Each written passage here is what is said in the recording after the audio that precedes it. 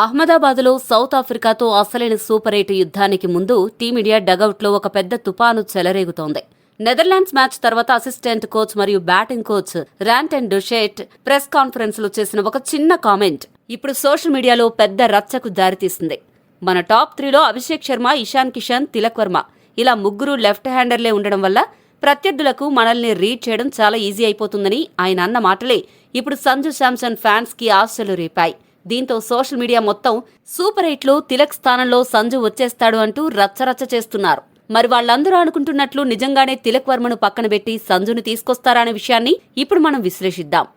Assistant coach చెప్పింది logic పరంగా correct కావచ్చు, కానీ ప్రాక్టికల్ గా చూస్తే తిలక్ వర్మ ఒక క్లచ్ ప్లేయర్. ఈ టోర్నీలో మనోడు 25, 25, 25, 31 ఇలా వరుసగా పర్వాలేదనిపించే స్కోర్లు సాధిస్తూ ఇన్నింగ్స్ ను ఒక పద్ధతి ప్రకారం నడుపుతున్నాడు. టీ20లో ఇవి యావరేజ్ స్కోర్లే కావచ్చు, కానీ ఒక ఎండ్లో వికెట్లు పడకుండా నిలబడ్డమంటే అది ట్రాఫిక్ జామ్ లో కూడా సందు వెతుక్కుని బండి నడిపినంత కష్టం. తిలక్ వర్మ ఆ పనిని పర్ఫెక్ట్ గా చేస్తున్నాడు.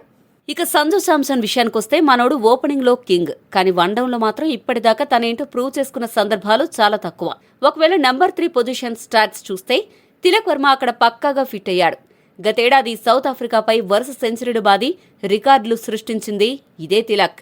మరి అంతటి మ్యాచ్ విన్నర్ని సూపర్ 8 లాంటి కీలక మ్యాచ్లో తీసేస్తారా? ఛాన్సే లేదు. సంజు టీంలోకి రావాలంటే మన టాప్ 3లో ఎవరో ఒకరికి ఇంజురీ అవ్వాలి. అలా జరిగితే తప్ప సంజుకు సూపర్ 8లో ఛాన్స్ దక్కదు. నిజానికి సఫారీ బౌలింగ్ అటాక్లో రబడా, నాట్జే లాంటి పేసర్లు ఉన్నప్పుడు మనకి ఒక స్థిరమైన యాంకర్ రోల్ పోషించే బ్యాటర్ అవసరం. అభిషేక్ లాగా సంజు శాంసన్ కూడా ఒక జాక్పాట్ ప్లేయర్. కొడితే భారీ షాట్లు, లేదంటే మరుసటి బంతికే అవుట్.